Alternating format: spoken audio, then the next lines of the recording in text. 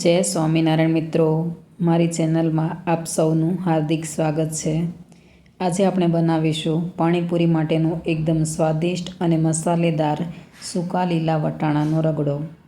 આ રગડો ઘરે બનાવેલી પાણીપુરીને એકદમ બજાર જેવી ચટપટી અને એકદમ ટેસ્ટી બનાવી દેશે। તો ચાલો આપણે રેસીપી ચાલુ કરીએ।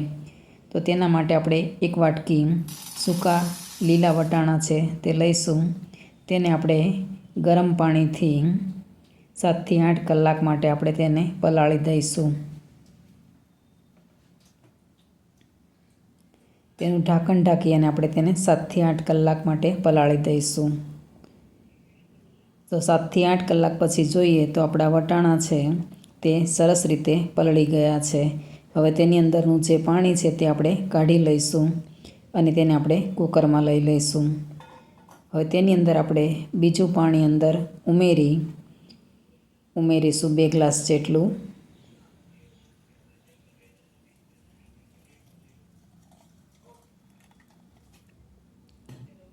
પછી તેની અંદર આપણે 1 ચમચી જેટલું અંદર મીઠું ઉમેરીશું। પછી કુકરનું ઢાંકણ આપણે બંધ કરી દઈશું અને ગેસની ફ્લેમ ચાલુ કરી અને 7 થી 8 સીટી સુધી આપણે થવા દઈશું।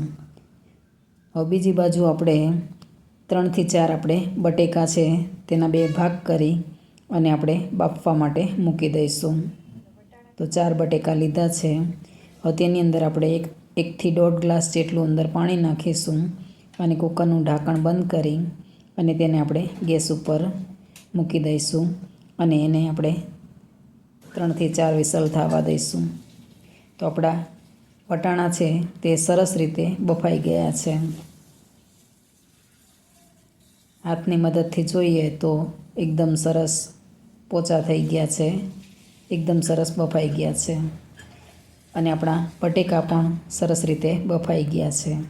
તેને આપણે બહાર કાઢી લઈશું અને તેની આપણે છાલ ઉખેડી અને તેનો આપણે બટેકાનો આપણે ચેપી લઈશું કે છૂંદો કરી લઈશું।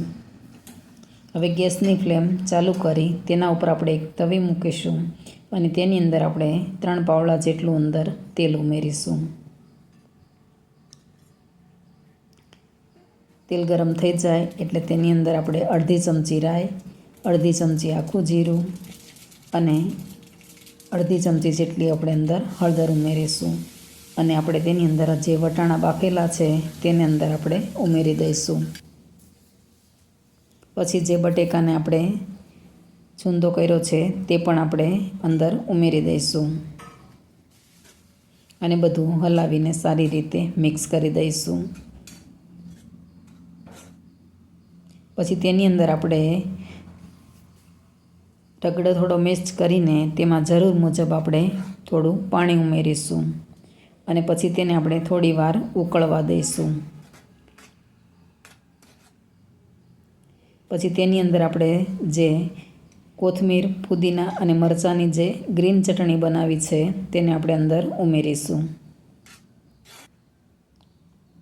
અને અડધી ચમચી જેટલું આપણે અંદર મીઠું ઉમેરીશું કેમ કે મીઠું પહેલાં ઉમેરેલું છે અને જે પાણીપુરીનું જે આપણે પાણી બનાવેલું છે તે આપણે અડધો ગ્લાસ જેટલું અંદર ઉમેરીશું અને બધું હલાવીને સારી રીતે મિક્સ કરી દઈશું અને 1 થી 2 મિનિટ સુધી આપણે તેને ઉકળવા દઈશું।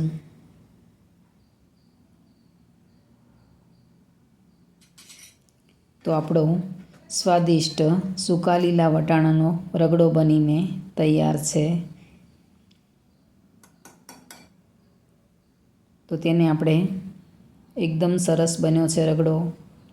તેને આપણે પાણીપુરીની પૂરીમાં અંદર આપણે ઉમેરી અને તેની અંદર આપણે પાણી અને ડુંગળી, સેવ જે કંઈ આપણે ઉમેરવું હોય તે ઉમેરી અને પાણીપુરી એકદમ તૈયાર કરી દઈશું।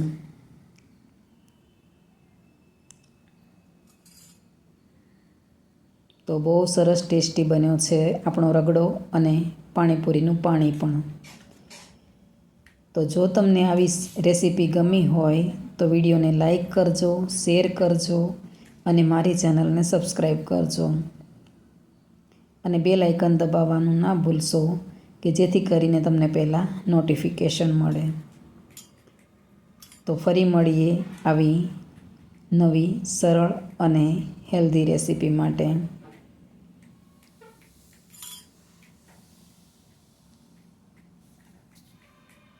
જય શ્રી કૃષ્ણ.